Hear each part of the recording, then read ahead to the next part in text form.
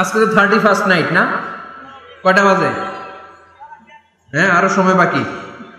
12টা বাজতে বাজতে আরো দেরি অনেক। এখানে পটকা টটকা যায় নাকি? বোমা টোমা কিছু নাই না?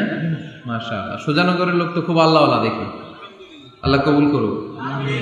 এই যে নতুন বছরের জন্য প্ল্যান নেন, ঘরটারে কি করে সুখী সমৃদ্ধ বানাবেন। প্রতি মাসের জন্য কয়টা সূরা? 12 মাসে তাহলে কয় সূরা? 12 সূরা।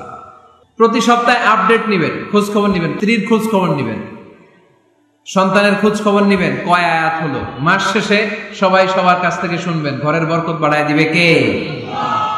এরকম ফ্যামিলি আমাদের সবার হোক, আমরা চাই না?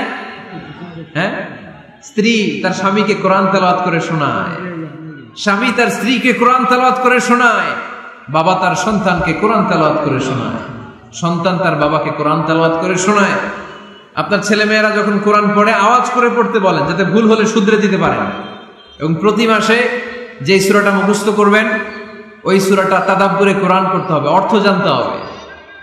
মাতৃভাষায় কোরআনের অর্থ জানার দরকার আছে না নাই? তাহলে ঘরে কোরআন তেলাওয়াত করবেন।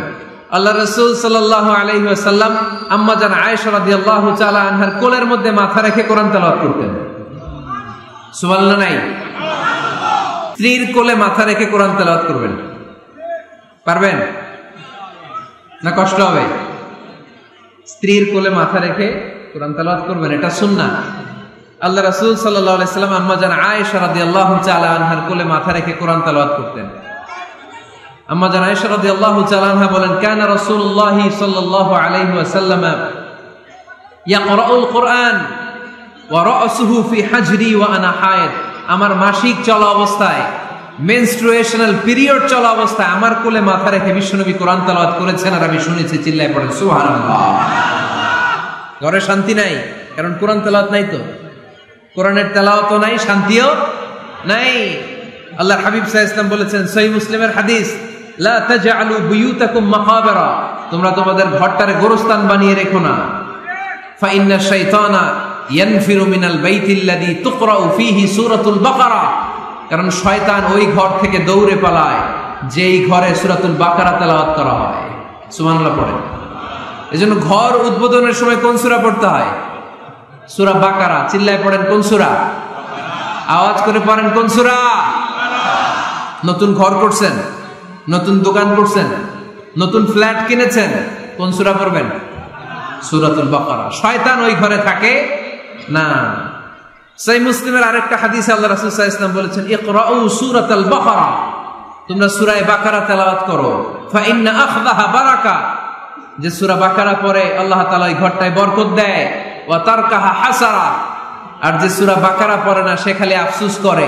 ওয়ালা ইস্তাতিউহাল বাতালা, কোন জিন, কোন পেতনি, কোন ব্ল্যাক ম্যাজিক, কোন জাদু টোনা বান ওই ঘরের কোন সদস্যকে কোনো ক্ষতি করতে পারে না। আবার সূরা বাকারায় একটা আয়াত আছে, কোরআনের সর্বশ্রেষ্ঠ আয়াত। বলেন তো আয়াতটার নাম কি? আওয়াজ করে বলেন কোন আয়াত?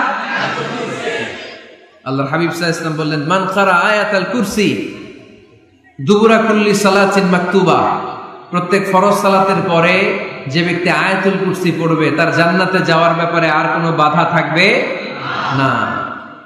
একটা মাত্র বাধা ছাড়া, সেটা হচ্ছে মরণ। লোকটা মরে না তাই জান্নাতে যায় না, মরলেই জান্নাতে। আওয়াজ করে পড়েন আল্লাহু আকবার। তাহলে সংসারে শান্তি আনার পদ্ধতি হচ্ছে ঘরে কোরআন তেলাওয়াত করতে হবে।